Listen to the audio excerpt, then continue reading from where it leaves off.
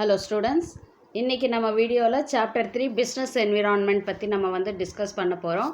இது வரைக்கும் நம்ம சேனலை சப்ஸ்கிரைப் பண்ணாதவங்க ப்ளீஸ் சப்ஸ்கிரைப் பண்ணுங்கள். பெல் ஐக்கானை கிளிக் பண்ணிவிட்டு ஆல் பட்டன் கிளிக் பண்ணிங்கன்னா நான் போடுற வீடியோஸோட நோட்டிஃபிகேஷன் உங்களுக்கு இமீடியட்டாக வரும்.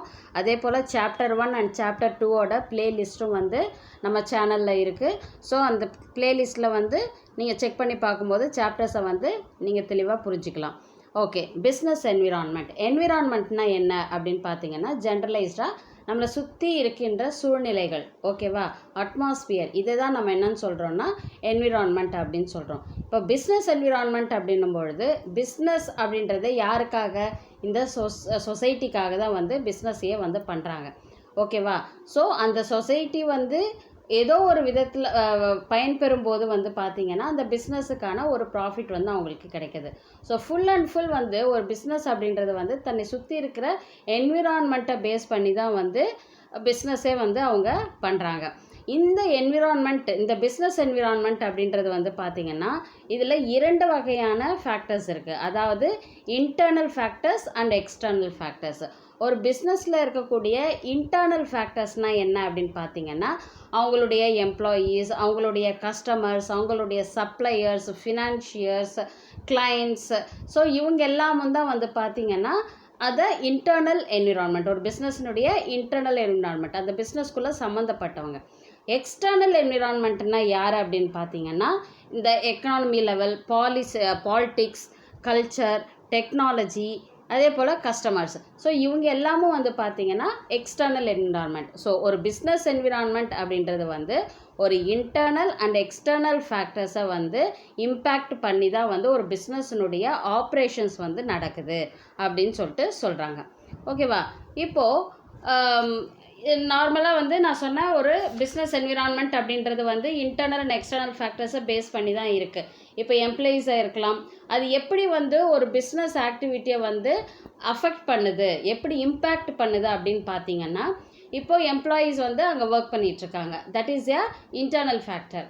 இதே வந்து கஸ்டமர்ஸ் வந்து பார்த்திங்கன்னா அவங்களுடைய நீட்ஸ் என்ன, அவங்களுடைய எக்ஸ்பெக்டேஷன்ஸ் என்ன, அதை பேஸ் பண்ணி அவங்க என்ன பண்ணுவாங்க, தங்களுடைய பிஸ்னஸை வந்து அவங்களுக்கு ஏற்ப அவங்களுடைய ப்ராடக்டில் வந்து மாடிஃபை பண்ணுறதோ, இல்லை வந்து ஏதாவது சம் சேஞ்சஸ் பண்ணுறதோ, இல்லை நியூ ப்ராடக்ட்ஸை இன்வென்ட் பண்ணுறதோ.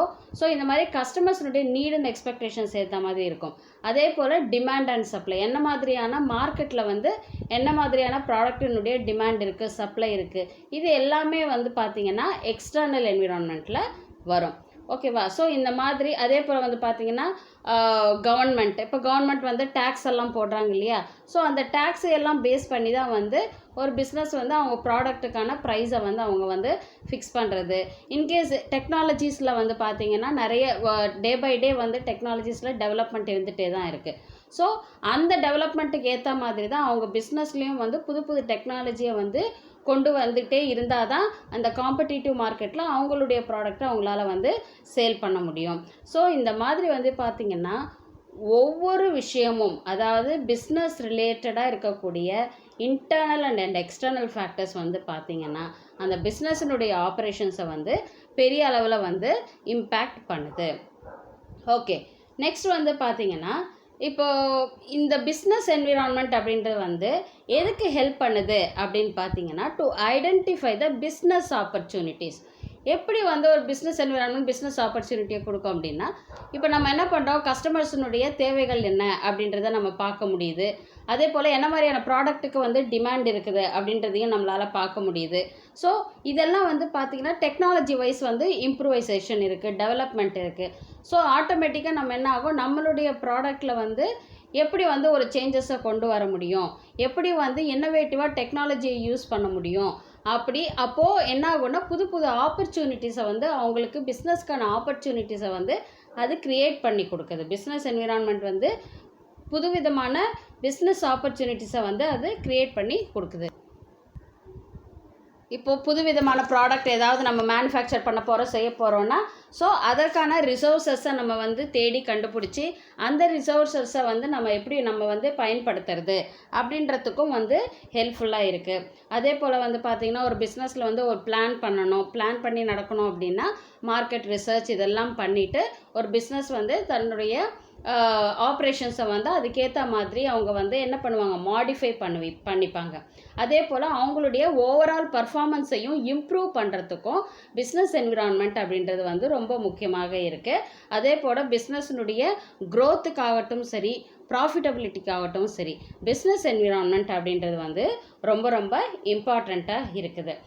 இப்போ வந்து பிஸ்னஸ் என்விரான்மெண்ட் இப்போ எப்படி வந்து கவர்மெண்ட் வந்து இன்வால்வ் ஆயிருக்கு அப்படின்னு பார்த்தீங்கன்னா, சேஞ்சஸ் இந்த டேக்ஸ், இன்கேஸ் டேக்ஸில் வந்து ஏதாவது சேஞ்சஸ் இருக்குது கவர்மெண்ட் பண்ணியிருந்தாங்க அப்படின்னா, அப்போ ஆட்டோமேட்டிக்காக வந்து கஸ்டமர்ஸ் வந்து என்ன பண்ணுவாங்க, ரொம்ப கம்மியாக தான் வந்துட்டு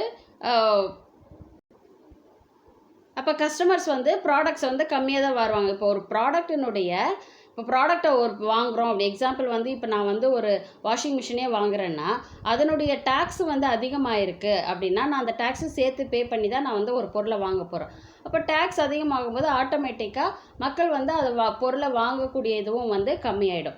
ஸோ அப்போ பிஸ்னஸ் என்ன பண்ணுவாங்க, பிஸ்னஸில் என்ன இம்பேக்டை க்ரியேட் பண்ணும் அப்படின்னா, கஸ்டமர்ஸ் கம்மியாக பொருளை வாங்குறாங்க அப்படின்னும் பொழுது ஆட்டோமேட்டிக்காக இவங்க என்ன பண்ணுவாங்க, அவங்களுடைய ப்ராடக்டினுடைய ப்ரைஸில் வந்து சேஞ்சஸை கொண்டு வருவாங்க. ஓகேவா? ஏன்னா டேக்ஸையும் சேர்த்து பே பண்ணும்போது அவங்களுக்கு ஹியூஜ் அமௌண்ட் வெளியே போகிற மாதிரி இருக்கும். அப்போ என்ன ஆகும், அந்த டேக்ஸ் கவர்மெண்ட்டை வந்து சேஞ்சஸ் ஏற்படுத்துறதுனால கஸ்டமர் வாங்குறது கம்மியாகுது. கஸ்டமர் வாங்குறது கம்மியாகும் போது பிஸ்னஸ் வந்து அவங்களுடைய ப்ரைஸில் வந்து சேஞ்சஸை கொண்டு வந்தால் தான் கஸ்டமர்ஸ் வந்து அந்த ப்ராடக்டை வாங்குவாங்க. ஸோ ஒரு டேக்ஸ் வந்து எப்படி வந்து ஒரு பிஸ்னஸ் ஆப்ரேஷனை வந்து இம்பேக்ட் பண்ணுது அப்படின்றது எக்ஸாம்பிளுக்காக நான் இதை சொல்லியிருக்கேன். ஸோ ஒரு பிஸ்னஸ் என்விரான்மெண்ட் அப்படின்றது வந்து ஒரு த்ரெட்டாகவும் இருக்குது அண்ட் ஆஸ் வெல் ஆஸ் ஒரு பிஸ்னஸ்க்கான ஒரு ஆப்பர்ச்சுனிட்டியாகவும் அது க்ரியேட் பண்ணி கொடுக்குது. இது வந்து என்னுடைய ப்ரீஃப் எக்ஸ்ப்ளனேஷன். இப்போ மீனிங் ஆஃப் பிஸ்னஸ் என்விரான்மெண்ட். இப்போது the term business environment means the sum total of all individuals, institutions and other forces that are outside the control of you business enterprise but that may affect its performance. இது வந்து definition. So definition of business environment கேட்டாங்கன்னா நீங்கள் இதை தான் எழுதணும். The sum total of all individuals, institutions and other forces that are outside the control of you business enterprise but that may affect its performance. அதாவது ஒரு individual பர்சனாக இருக்கலாம், இல்லை வந்து அது ஒரு ஆர்கனைசேஷனாக இருக்கலாம், இல்லை வந்து வேறு சில அதர் ஃபோர்ஸஸாக கூட இருக்கலாம். இது எல்லாத்தையும் வந்து அந்த பிஸ்னஸ் என்டர்பிரைசஸை வந்து வெளியிருந்து கண்ட்ரோல் பண்ணி அதே போல் அதனுடைய பர்ஃபார்மன்ஸை அஃபெக்ட் பண்ணுறதை தான் பிஸ்னஸ் என்விரான்மெண்ட் சொல்கிறோம். ஒரு எக்ஸ்டர்னல் ஃபோர்ஸ் வந்து என்ன பண்ணுது, ஒரு பிஸ்னஸை வந்து அதனுடைய பர்ஃபார்மன்ஸில் சேஞ்சஸை ஏற்படுத்துது, அந்த பிஸ்னஸையே கண்ட்ரோல் பண்ணுது. அதை தான் நம்ம என்னன்னு சொல்கிறோன்னா பிஸ்னஸ் என்விரான்மெண்ட் அப்படின்னு சொல்கிறோம். So definition of business environment கேட்டாங்கன்னா நீங்கள் இந்த டெஃபினேஷனை வந்து நீங்கள் எழுதுங்க. ஓகே, அதர் தேன் தட் வந்து நான் இப்போ சொன்னது தான் எல்லாமே. இப்போ வந்து meaning of business environment already இப்போ நான் ப்ரீஃபாக எக்ஸ்பிளைன் பண்ணேன் இல்லையா? ஸோ அதை பேஸ் பண்ணி வந்து பிஸ்னஸ் என்விரான்மெண்ட் உங்களுக்கு புரிஞ்சிருக்கும்னு நான் நினைக்கிறேன்.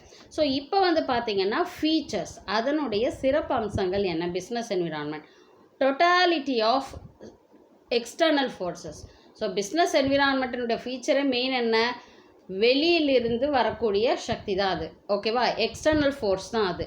ஒரு பிஸ்னஸ்க்குள்ளே ஒரு எக்ஸ்டர்னல் ஃபோர்ஸ் வந்து கொடுக்கும் பொழுது பிஸ்னஸில் வந்து சேஞ்சஸை ஏற்படுத்துது. So business environment is the sum total of all the things external to business firms and such as aggregative in nature. So ஜென்ரலைஸ்டாகவே ஒரு பிஸ்னஸ் என்விரான்மெண்ட் அப்படின்றது வந்து என்ன அப்படின்னு பார்த்தீங்கன்னா, external forces full external forces வந்து ஒரு பிஸ்னஸில் வந்து இன்ஃப்ளூயன்ஸ் ஆகுது அப்படின்னு சொல்கிறேன். பிஸ்னஸ் என்விரான்மெண்ட்டினுடைய இன்ஃப்ளூயன்ஸ் வந்து ஒரு பிஸ்னஸில் வந்து அதிகமாக இருக்கும் அப்படின்னு சொல்கிறாங்க. அண்ட் நெக்ஸ்ட் பாயிண்ட் வந்து specific and general forces. Specific and general forces. So business environment includes both specific and general forces.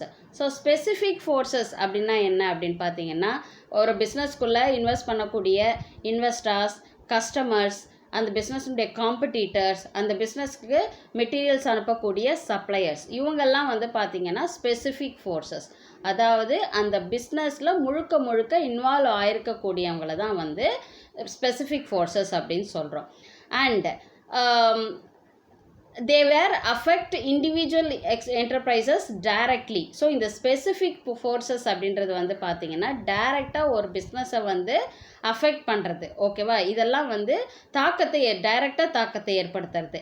And immediately in the day to day working.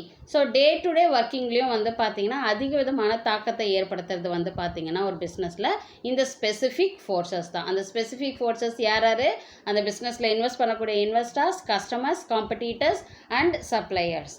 இதே ஜென்ரல் ஃபோர்ஸஸ் அப்படின்னா என்ன அப்படின்னு பார்த்தீங்கன்னா சோஷியல், தட் இஸ் எக்ஸ்டர்னல், பிஸ்னஸை விட்டு வெளியே இருக்கக்கூடிய அந்த society, political, legal and technological conditions. இதனுடைய இம்பேக்ட் வந்து பார்த்திங்கன்னா ஒரு பிஸ்னஸ் என்டர்பிரைசஸில் டைரெக்டாக இருக்காது, இன்டைரக்டாக அதனுடைய இம்பேக்ட் வந்து பிஸ்னஸில் வந்து இருக்கும். அதாவது அந்த பிஸ்னஸை வந்து தாக்கணும் அப்படின்ற கண்ணோட்டத்தோடு வந்து அங்கே சேஞ்சஸ் நடக்காது. அதாவது பொலிட்டிக்கல் சேஞ்சஸ் ஆகட்டும், டெக்னாலஜிக்கல் சேஞ்சஸ் ஆகட்டும், அது ஆட்டோமேட்டிக்காக வந்து வெளியே அதனுடைய வேலையை அதை செஞ்சிட்ருக்கிறது.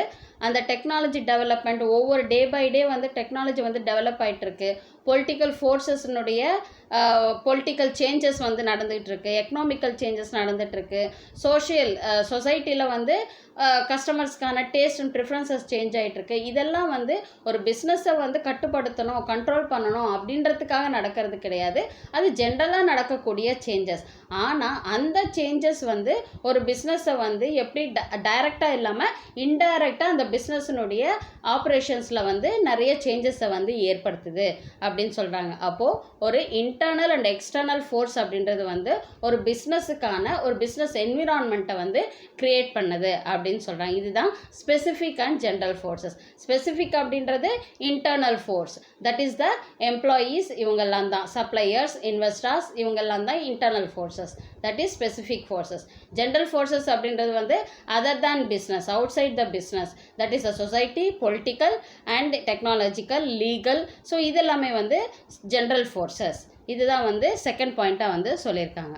அடுத்தது தேர்ட் பாயிண்ட் வந்து interrelatedness. Different elements of parts of business environment are closely interrelated.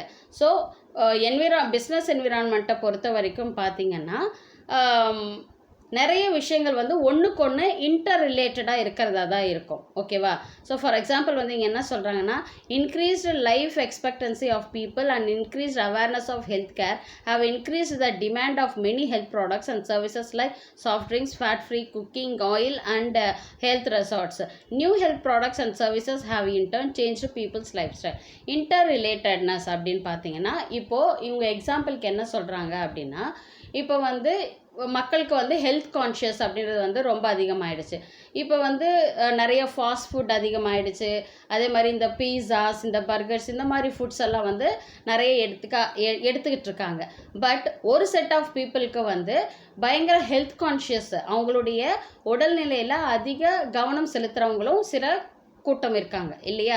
So அவங்களெல்லாம் வந்து பார்த்திங்கன்னா நல்ல ஒரு சத்தான உணவை சாப்பிட்ணும், ஹெல்த்தியான ஃபுட்டை நம்ம சாப்பிட்ணும், இந்த சிறுதானியம் வந்து சாப்பிட்றது, அதே போல் வந்து பார்த்திங்கன்னா ஹெல்த்தியான ஃபுட்ஸை வந்து, அதாவது ஆர்கானிக் ஃபுட்ஸ் எல்லாம் சொல்கிறாங்க இல்லையா. ஸோ அந்த மாதிரி ஃப்ரூட்ஸ் எல்லாம் எடுத்துக்கிறது.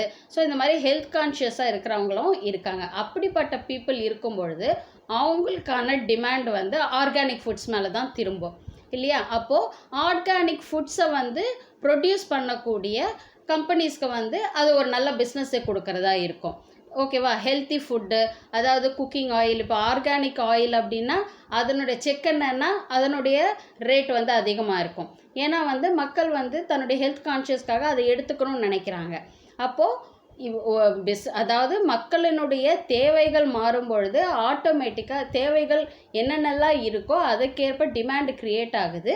பிஸ்னஸும் அந்த டிமாண்டை பயன்படுத்திட்டு, அந்த ஆப்பர்ச்சுனிட்டியை பயன்படுத்திட்டு அவங்க பிஸ்னஸ் பண்ணுறாங்க. அப்போ ஒன்றுக்கொன்று இன்டர் ரிலேட்டடாக வந்து இருக்குது அப்படின்னு சொல்கிறாங்க. அதுதான் வந்து இன்டர் ரிலேட்டட். ஒரு பிஸ்னஸ் என்விரான்மெண்ட் அப்படின்றது வந்து இன்டர் ரிலேட்டடாக இருக்குது அப்படின்னு சொல்கிறாங்க.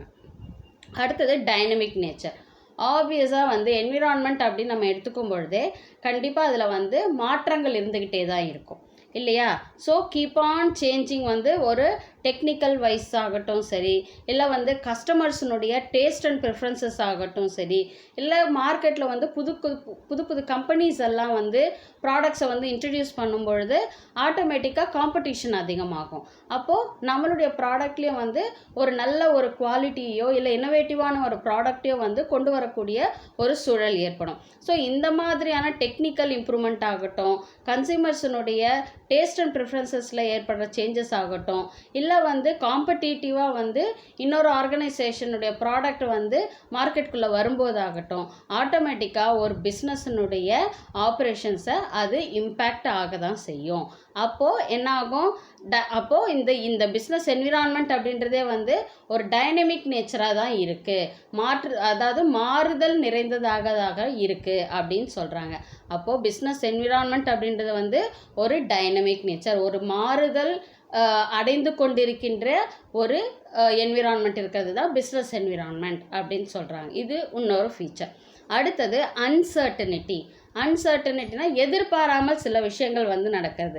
Business environment is largely uncertain as it is very difficult to predict future happenings, especially when environment changes are taking place too frequently as in the case of information technology or fashion industries. Uncertainty அதாவது வந்து எதிர்பாராமல் சில விஷயங்கள் வந்து நடக்கிறது. நம்ம ஃப்யூச்சரில் இதெல்லாம் நடக்கும் அப்படின்றத நம்ம வந்து ப்ரெடிக்ட் பண்ணவே முடியாது. ஆனால் வந்து அந்த சேஞ்சஸ் எல்லாம் அந்த என்விரான்மெண்ட்டில் இருக்கும். அதாவது இப்போ வந்து இன்ஃபர்மேஷன் டெக்னாலஜி, அதே போல் வந்து டெக்னிக்கலாக வந்து நிறைய விஷயங்கள் வந்து சேஞ்ச் ஆகும். இப்போ வந்து மொபைல்ஸ் எடுத்துக்கிட்டிங்கன்னா ஒவ்வொரு மொபைல்ஸ்க்கும் ஒவ்வொரு ஃபீச்சர்ஸ் வந்து சேஞ்சஸ் ஆகிட்டே தான் இருக்குது. ஆப் டெவலப்மெண்ட்ஸு, ஸோ இதிலெல்லாம் வந்து மாற்றங்கள் வந்து இருந்துக்கிட்டே தான் இருக்குது. நம்ம எக்ஸ்பெக்ட் பண்ணாத விதத்தில் மாற்றங்கள் இருக்குது. அதே போல் ஃபேஷன் இண்டஸ்ட்ரீஸ் நிறைய வந்து டெக்ஸ்டைல்ஸில் வந்து நிறைய வந்து சேஞ்சஸ் இருக்கக்கூடிய ஒரு சூழ்நிலைகளும் இருக்குது. ஸோ நம்ம எக்ஸ்பெக்ட் பண்ணாத சில விஷயங்கள் வந்து பிஸ்னஸ்க்குள்ளே வர்றதுக்கான வாய்ப்புகள் இருக்குது. அப்போது பிஸ்னஸ் என்விரான்மெண்ட் அப்படின்றது வந்து அதனுடைய இன்னொரு ஃபீச்சராக இருக்கிறது வந்து அன்சர்டனிட்டி, எதிர்பாராமல் சில மாற்றங்கள் வந்து ஏற்படலாம் அப்படின்னு சொல்கிறாங்க. அடுத்தது வந்து பார்த்திங்கன்னா காம்ப்ளெக்சிட்டி.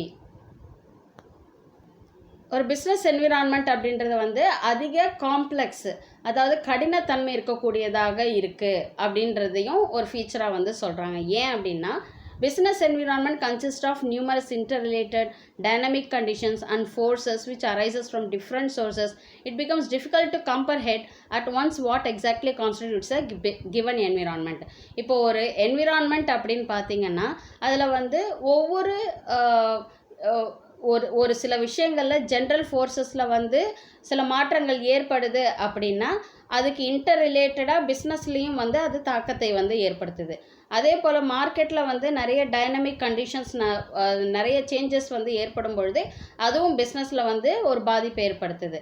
இதே வந்து டிஃப்ரெண்ட் ஃபோர்ஸஸ், அதாவது பொலிட்டிக்கலில் ஏதாவது சேஞ்சஸ் ஏற்பட்டாலோ, எக்கனாமிக்கலி கண்ட்ரியினுடைய எக்கானமி லெவலில் ஏதாவது ஒரு சேஞ்சஸ் ஏற்பட்டாலோ, இல்லை லீகலி நிறைய லாஸ் எல்லாம் க்ரியேட் பண்ணாங்க, இல்லை கவர்மெண்ட் டேக்ஸில் வந்து ஏதாவது சேஞ்சஸ் ஏற்படுத்தினாங்க அப்படின்னாலும் அப்போ வந்து நிறைய மாற்றங்கள் வந்து பிஸ்னஸில் வந்து ஏற்படுத்த வேண்டிய ஒரு சூழ்நிலைக்கு. ஸோ இது எல்லாமே வந்து பார்த்திங்கன்னா ஒரு பிஸ்னஸ்க்கு வந்து ஒரு காம்ப்ளெக்ஸான ஒரு கடினமான ஒரு விஷயமாக தான் வந்து இருக்குது.